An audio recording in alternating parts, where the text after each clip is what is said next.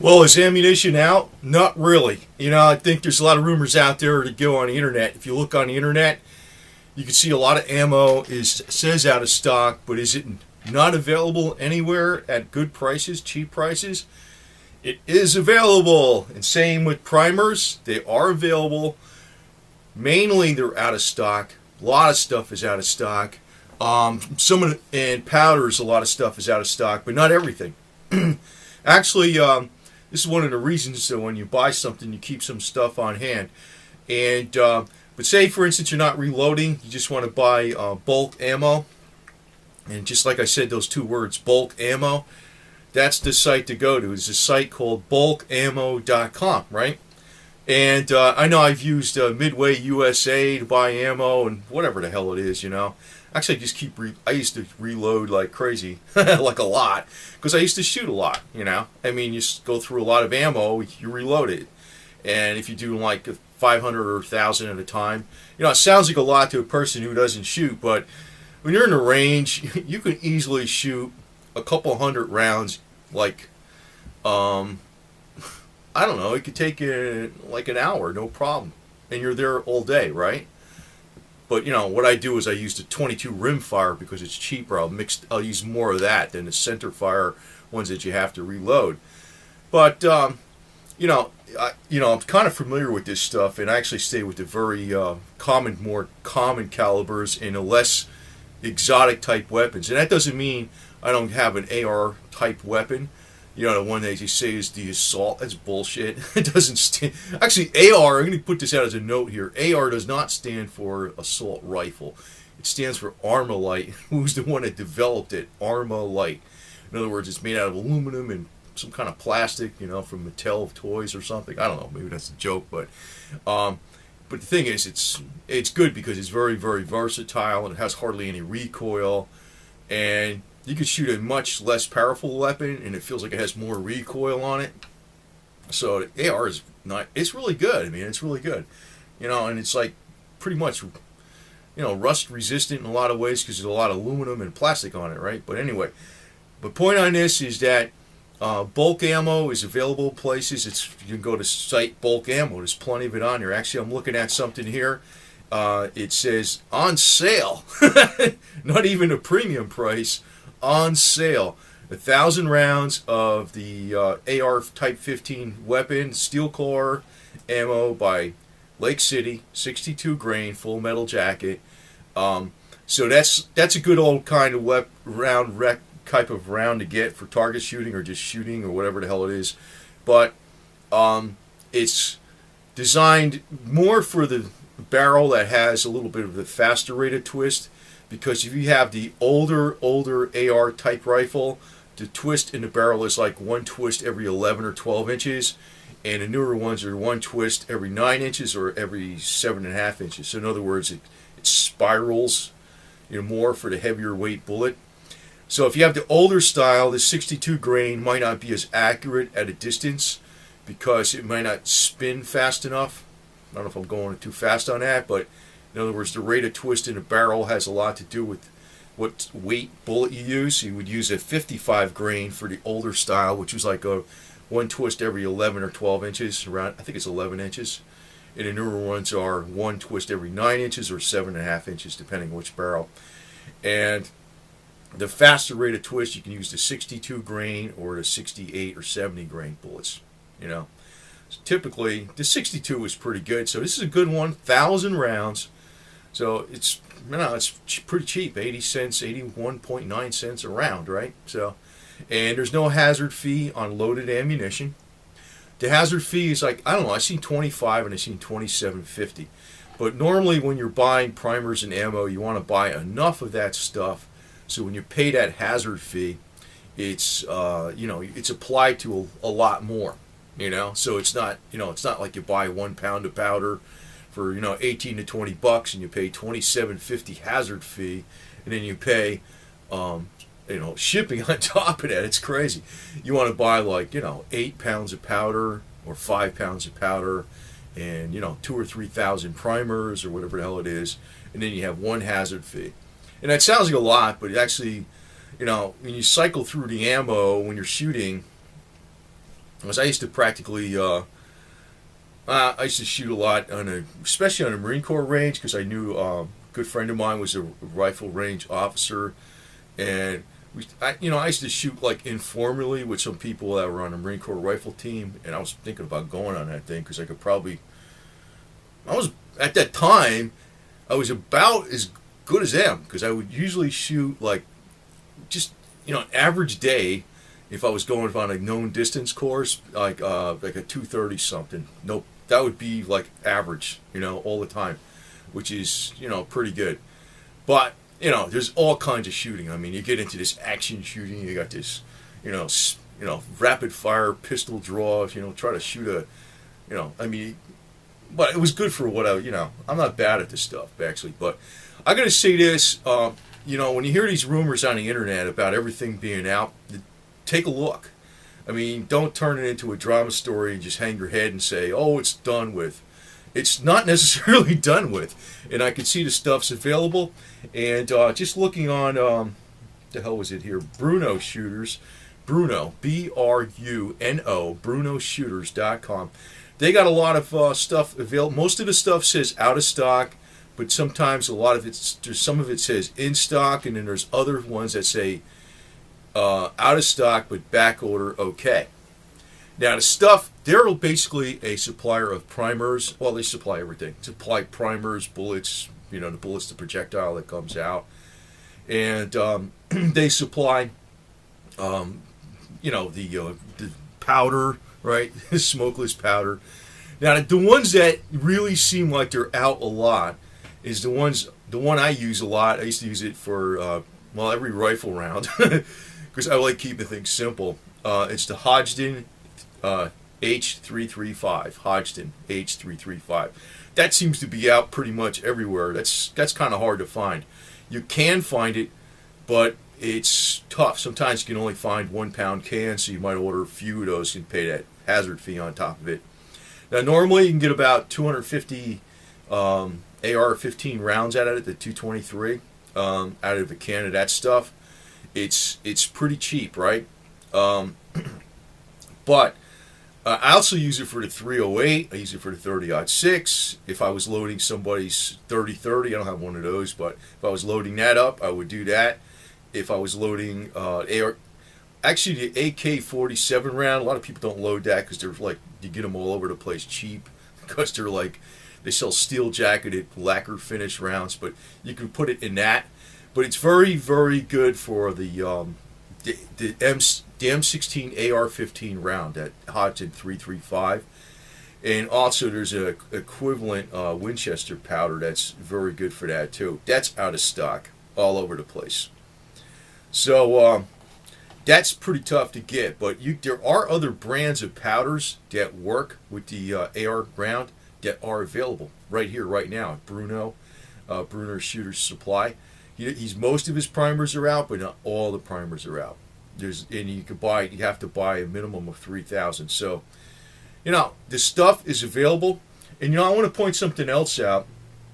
I think the AR, or the AK is really good too, but I personally like the AR better because a lot of people get the AK because they can get like all this cheap ammo from East Europe and Russia and stuff like that, and China. That's like you don't have to reload, you just shoot it and you're done. That's a lot of people like that, and it's very reliable. But I think the AR is better because you can change that upper receiver. You can change it to the 6.5 Grendel. They also have a 6.8 Remington, but I like the Grendel. Actually came out better. It's a little bit better, It makes it more powerful. And you have a 50 caliber Beowulf. That's one reason. If you actually got one weapon, I would recommend the AR. Then you got that buffer spring that goes, fires into the back. It goes into the rifle itself. Let me show you what that is. Hold on a second. Yeah, this is a Colt Sporter. Actually, it's not, it's the same damn thing as an AR-15, basically, except it's different. It's all semi-automatic, different hammer. But, this is what I'm talking about. This buffer spring. So when it's fired, the bolt goes back into here, and it's got a spring. And it provides a lot less recoil to the weapon. You can fire a less powerful weapon, and it's got a lot more recoil. It just actually feels really kind of pleasurable to shoot. It's like you don't need a heavy recoil pad on the back of it or anything like that, because it has this buffer spring. Now, one of the things that would be wrong with this, where it would make you less reliable, say like, you know, you're in combat or something, you're beating somebody over the head with this, you could break this thing maybe someplace right here and make the weapon unusable, right? That's possible. But normally, I mean, you're not designed for like a pry bar or something like that. It's supposed to be a rifle, so use the but it's actually will keep you much better on target than the AK, far more so, and it's far more accurate. So I don't know. That thing, I fired. Like I said, I used to fire on the Marine Corps range with a friend of mine who was a range officer. We used to set up steel targets and stuff, and I fired gazillions of rounds, and I pretty much always liked firing that one. I mean, I was pretty damn good at that thing, man. And I don't know. I mean, it just doesn't jam. So, I mean, people tell you, oh, it could jam. I don't know. It didn't jam for me, man. So, that's all I got to say. Now, another thing you could do, this is like the Old West style, is you can get like a 357. This is a 357 rifle. And in other words, it fires a bullet that the revolver fires. Now, you can get this in a 44, too. But there's something special I could do with this. For the first round, I can actually load a 35 Remington projectile, and you can load one of them in there. It doesn't feed if you put it through the bottom, though. And there's a special load you can put into it, and that makes this 357 versatile as all hell. Actually, that 180 grain 35 Remington round would knock down a lot of game, no problem. So I kind of like this, but you know the thing is, with a 357 round, like when you're using the powder, like if you're using Winchester 296, which is the Magnum powder, and that stuff's available. You can still buy that online right now. You can get about, it's like you can get, from my load, 466 rounds out of that, out of 1 pound, right? Because 7,000 grains. Use 466 rounds with a 357. Now, if you're using a 44 Magnum, you know, much more powerful round, you only get about 300 rounds out of it. So, it's, you know, the further up you go, the more expensive it gets.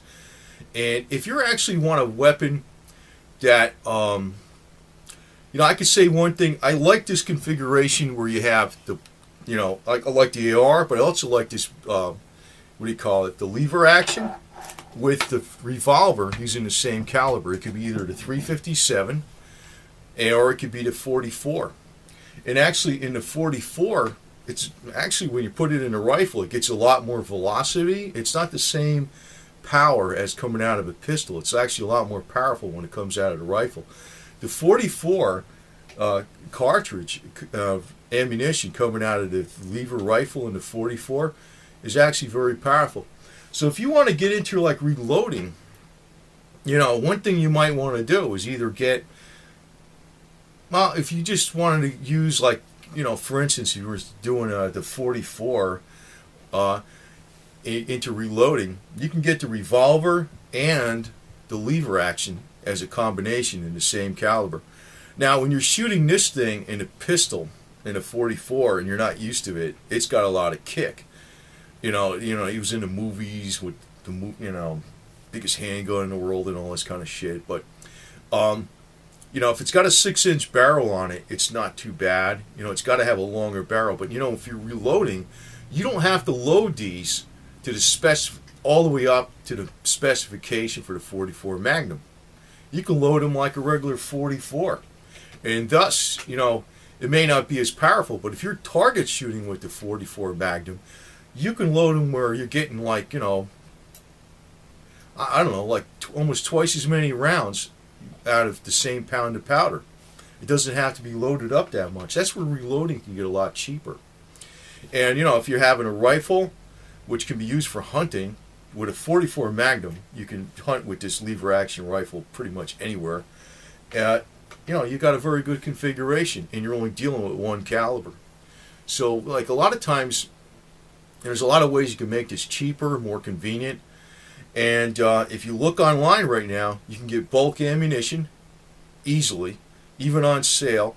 Like, there's something on here for the 45 caliber, another great round, that you can get 1,000 of them for $680. High quality ammunition, by Spear, which is actually, one of my old reloading manuals right here. Spear, high quality stuff for $680. And there's no hazard fee. Now that's another one I like, the 45 ACP. I've pretty much, I have some weapons, but I stick with all the like proven stuff. I was in the military. My personal weapons were like the same stuff I used in the Marine Corps. So it's like you're used to it. If there's a 45, I'm used to firing a fire 45. I can pick it up, use it right away. It's a 9mm. I can pick it up, use it right away. So I always chose stuff that's like what the police and the military use. I don't know.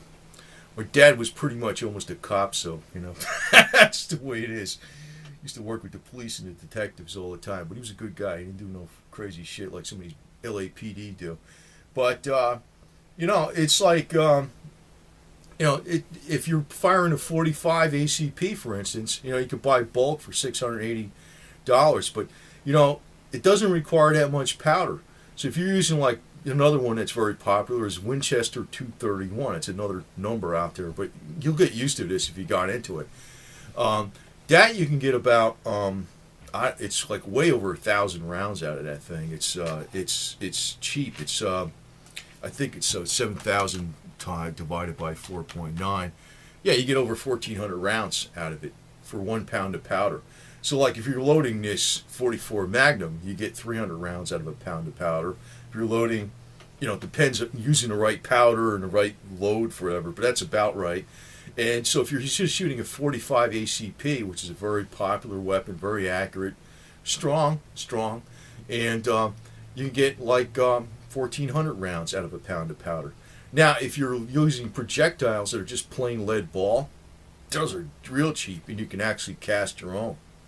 You can actually melt down the lead real easily and make your own castings. And so, in other words, you can shoot the 45 like practically for pennies, very small amounts of money, and it's actually still a powerful weapon, and it's very accurate. It's actually a target shooter's weapon. It's actually used in a lot of times. The 45 is actually used in all the action shooting a lot with the targets and stuff. It's a great weapon. So, forget about some of the drama stories out there. I know, at the end here, I'm going to say this. I know, like, probably the guys, there's some people in the government, some, in the department, whatever, the Homeland Security, that are probably trying to dry up all the ammunition supplies. But, it's probably going to backfire if people buy this stuff up anyway. Because what's happening is it's causing the ammo manufacturers to add more capacity and get used to like producing more efficiently, because now they're forced to produce a lot more. So the stuff's available. Just don't hear a rumor and say, oh, I can't do this because it's all not available, it's gone everywhere, the price doubled. I see stuff on sale. bulkimo.com. You could buy 45 ACP, very popular pistol round. You could buy anything on there. In the AR rounds, you could buy 1,000 at a time and stuff. You could buy 3,000 primers at a time. They don't have, they're out of stock on a lot of stuff, but they have a lot of stuff too. And if you're a reloader, if they're out of one type of powder or a few types of powder, there's other things you could do. There's other things you can do. So, and that's the other thing is too, if you like, say you're worried about ammunition shortages, if you keep, powder on hand and you keep it in your ammo boxes with the lid sealed and stuff, and, where it's safe, cool, dry environment, hey, you got ways you can get a lot more ammo. So, if there is a conspiracy for the government or some people in the government to dry up the ammunition, it's probably going to backfire, unless people get their panties in a wad and they start freaking out and say, oh, the ammo's all gone. Did you look? It's not all gone. A lot of it's out. And if you need it, you don't have to pay top dollar. Actually, some of it's on sale. So buy it. Anyway, it's and also I want to encourage people to get into some of this reloading stuff. Like I said, it could be dangerous if you do it wrong. But, just like if you're standing on the balcony of a 10-story building and, the thing is only 5 feet high and you do something dumb and you try to stand on top of the balcony and fall off, I mean, it's the same thing with reloading. You have to be accurate. You have to be careful. If you follow the parameters and you follow the book, it's not like rocket science, and it saves you a lot of money to go shooting. So, anyway, that's all I got to say. And also, choose your calibers and your weapons kind of careful, because personally, I don't like the real. It's my personal opinion, but I don't like the real exotic weapons. I like the stuff. Well, anything the military used is very good. If it was World War II, the M1 Garand, the M1 carbine, they're really good. The AR configuration is really good. The revolvers that the police use, like the Smith & Wesson 357, that's excellent. You can shoot the 38 in it. The 45 ACP, which is used in the military forever. Those are the things I personally am into. It's not like I'm into it. I just realized that, I'm very practical, so I go with stuff that's been proven. There's a gazillion parts for. There's a lot of ammunition for. There's a lot of different projectiles for it, and so many people have it. There's availability is very good, so that might be one of your considerations, because I go with the tried and true, proven, and even this like cowboy style gun. These things are good too. I would get them not in the 30-30 though. I would get them in the either the 357 or the 44, and preferably the 44, because like I said, in retrospect, I probably should have got this in a 44. Because you could actually load these where they're cheaper to shoot, so, but still not as cheap as the 357. So, but they're good. They're good. So, don't worry about the drama. Just, hey, get into the shooting sports. Buy yourself some weapons. Buy yourself some ammunition. It's still available, and it's even on sale.